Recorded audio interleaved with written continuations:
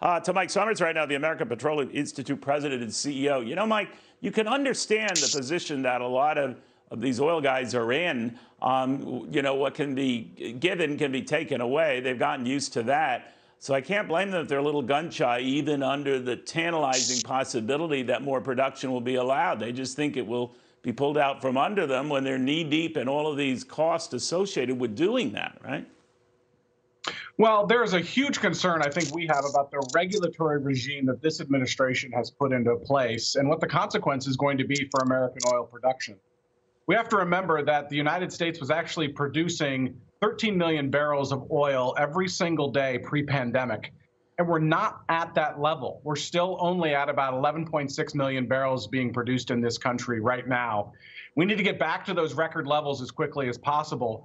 And the missing link here really is policy. We need right policy from both the states and the federal government to be encouraging American oil and gas production during this time of international and consumer crisis.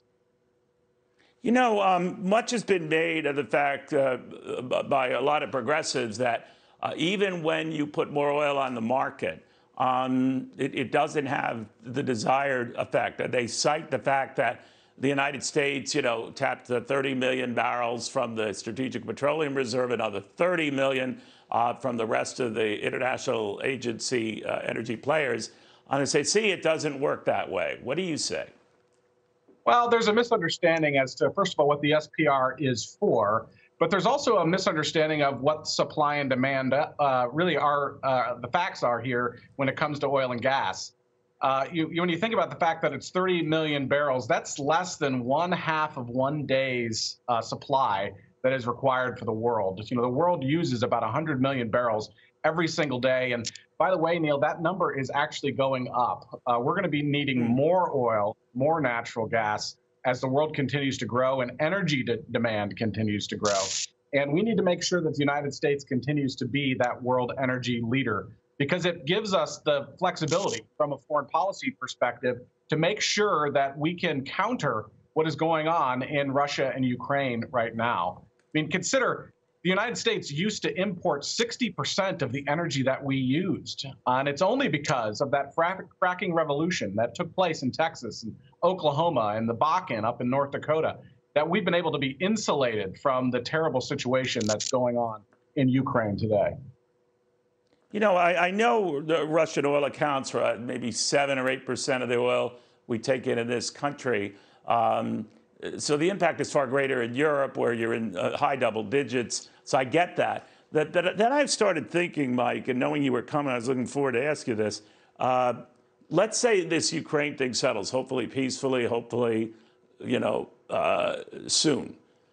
I cannot imagine these sanctions and some of the restrictions imposed on Russian oil will change as long as Vladimir Putin is still in charge in Russia. So this could linger a while.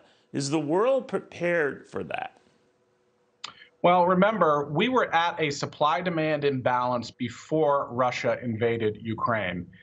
We were not back to the point where we were pre-pandemic. In fact, global supplies right now are 300 million barrels below where they were pre-pandemic. So we don't have that shock absorber that we need right now in global oil markets, which is one of the reasons why we need a more American supply to get online as quickly as possible.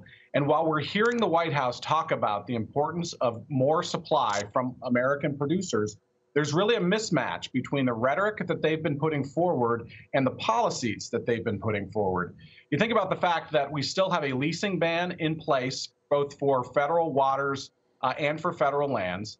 We have not permitted the amount of infrastructure that we need to get that product from where it is to where it needs to be. And the federal government still doesn't have a new 5-year plan in place for operations in the Gulf of Mexico. These are 3 real impediments that we need to get solved as quickly as possible if we're going to be encouraging American producers to produce more.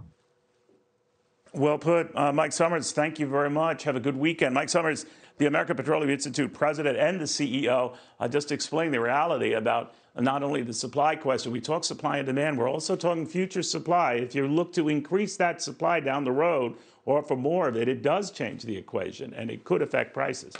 Certainly goes the other way, doesn't it?